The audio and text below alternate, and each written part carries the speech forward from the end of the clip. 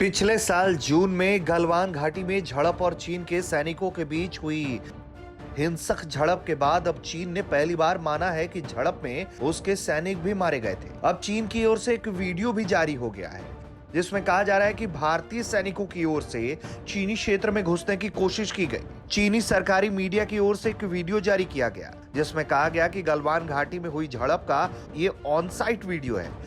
यह दिखाता है कि किस तरह से भारतीय सैनिकों ने धीरे धीरे चीन के क्षेत्र में घुसने की कोशिश की। इसके पहले चीन ने पिछले साल जून में हुई खूनी झड़प के दौरान मारे गए 4 सैनिकों की जानकारी साझा की थी। इसी खूनी झड़प में भारत के 20 जवान शहीद हो गए थे।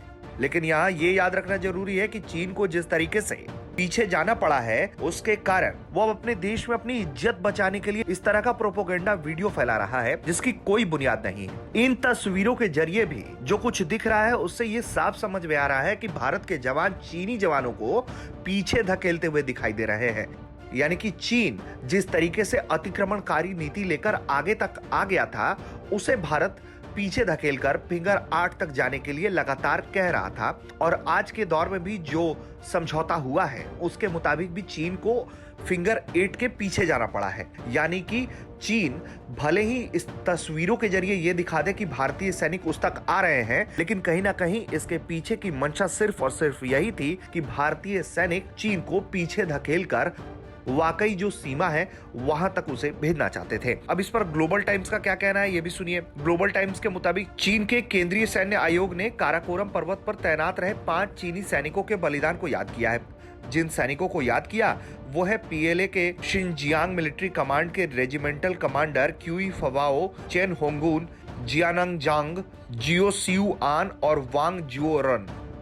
इनमें 4 की मौत गलवान के हिंसक झड़प में हुई थी जबकि 1 की मौत रेस्क्यू के वक्त नदी में बहने से हुई। हालांकि चीन की ओर से गलवान घाटी में मारे गए पीएलए सैनिकों की संख्या काफी कम बताया जा रहा है। बीते दिनों नॉर्दर्न कमांड के चीफ ने भी जानकारी दी थी कि गलवान घाटी की झड़प में 50 चीनी सैनिकों को वाहन के जरिए ले जाया गया।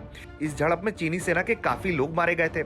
हाल ही में रशिया की एक न्यूज एजेंसी ने भी यह दावा किया था कि चीन के कम से कम 45 सैनिक मारे गए हैं। हमें यहाँ ये जरूर याद रखना होगा कि रशिया का चीन और भारत से संबंध बहुत सहजपूर्ण है। इस पूरे तनाव में रूस सिर्फ और सिर्फ शांति के साथ बातचीत की वकालत करता रहा है। ऐसे में रूस की एजेंसी कोई दावा कर रही है तो ये दावा हवा में नहीं होगा।